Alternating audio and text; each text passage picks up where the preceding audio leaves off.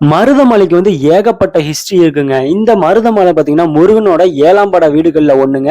இந்த கோயில பார்த்தீங்கன்னா, கொங்கு வெட்டுவான் கவுண்டர் மன்னர்களால கட்டப்பட்டு பராமரிச்சுட்டு வந்ததாவும் ஒரு ஹிஸ்டரி இருக்குங்க. இப்ப பார்த்தீங்கன்னா, நம்ம கவர்மெண்ட் தான் எடுத்து இந்த கோயில நடத்திட்டு இருக்கு. மருதம்னு சொல்லக்கூடிய மர வகை பார்த்தீங்கன்னா, எந்த மலையிலே இல்லாத அளவுக்கு இந்த ஒரு மலையில அதிகமா பார்த்ததுனால, இந்த மலைய நம்ம மருதமலைன்னு சொல்லிட்டு வரோம். அது மட்டும் இல்லைங்க, இந்த மருத மரத்துக்கு அடியில நம்ம பாம்பாட்டி சித்தர், அதாவது 18 சித்தர்கள்ல ஒரு முக்கியமான சித்தர் இவரு.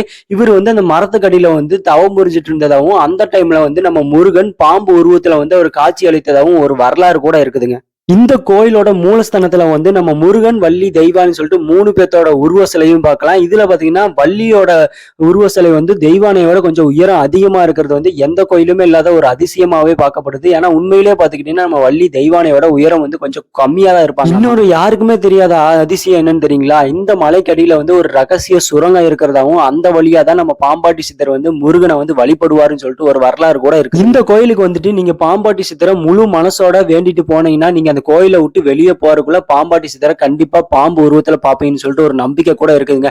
நான் ரொம்ப நாளா இந்த கோயிலுக்கு வரணும்னு ஆசைப்பட்டு இப்பதாங்க வந்திருக்கேன். உங்கள எத்தனை பேர் இந்த கோயிலுக்கு வந்திருக்கீங்க மறக்காம கமெண்ட் பண்ணுங்க. இந்த கோயிலை பத்தின வேற ஏதாவது சிறப்பு அம்சம் உங்களுக்கு தெரிஞ்சாலும் மறக்காம கமெண்ட் பண்ணுங்க. இந்த மாதிரி வீடியோஸ் பார்க்க நம்ம சேனலை எப்பயும் ஃபாலோ பண்ணிட்டே இருங்க.